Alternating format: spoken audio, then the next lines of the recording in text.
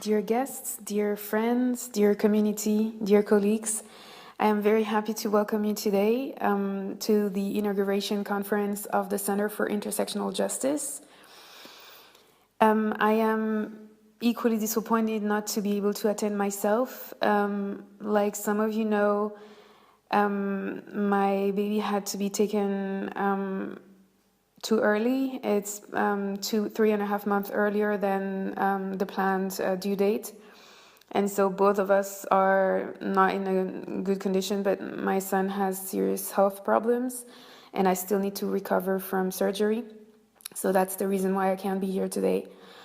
However, I am following the event and still incredibly grateful and incredibly excited about what's going to happen. And I'm very looking forward to hearing about it after it has occurred. The Center for Intersectional Justice is the newly founded organization in Berlin that tries to bridge the gap between theory, research, and policy, but also engage on advocacy, legal and policy advocacy in the field of intersectional discrimination. We plan to bring communities together and to advance social justice issues in a more inclusive way, and to make intersectionality and not only a theory or a buzzword, but something that can be put into practice. So we'll start working very soon. We are already engaged on some advocacy projects, and we are very looking forward to working with all the communities in Berlin, in Germany, and beyond, in other countries, in France, in Hungary, and in the UK, but also try to work with policymakers in all countries and at the EU level to bring intersectionality in the forefront. We hope as well to institutionalize some of the movements that are already thriving in Germany and beyond, and also to strengthen our coalitions, strengthen the coalitions between the different communities, but also between communities who haven't been working together before. We want to move away from a hierarchization of types of discrimination and really thrive for equality, but also while embracing difference. And this is why this is the title of the first panel, but I think it's extremely important that we discuss this. To what extent do we want to implement, and to what extent do we want to put intersectionality into practice in our work politically and at the various levels, at the grassroots level, at the policy level, but also in the academia? How do we want to repoliticize intersectionality in Europe?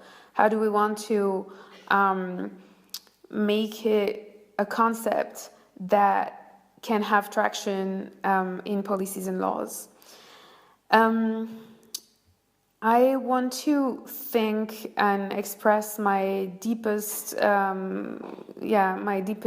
thanks to two people who've been extremely helpful in the past 10 days when I had to withdraw very suddenly from the organization and be almost completely absent. And these are Najwa Mago and Lily Kata, who jumped in and really made it possible to have this conference without me.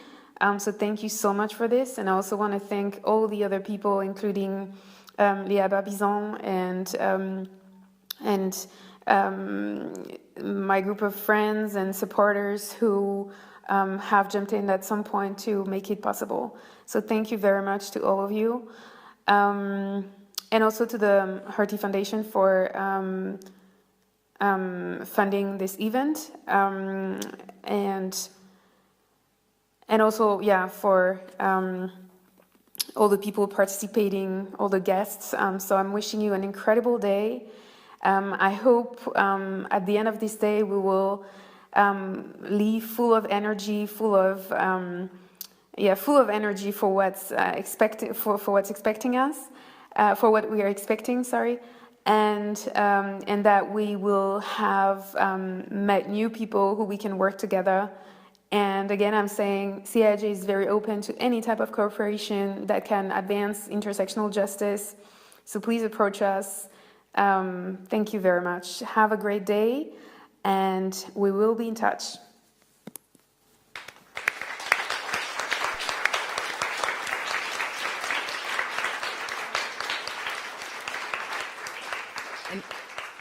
And Emilia really wanted me to add that she's very sorry to have forgotten some names due to, once again, she's not in her best shape right now. So Sumi, Sho, for jumping in doing the moderation, for every and each one of you for your support, and of course for Kimberly Crenshaw for her trust and for your upcoming speech. Thank you very much.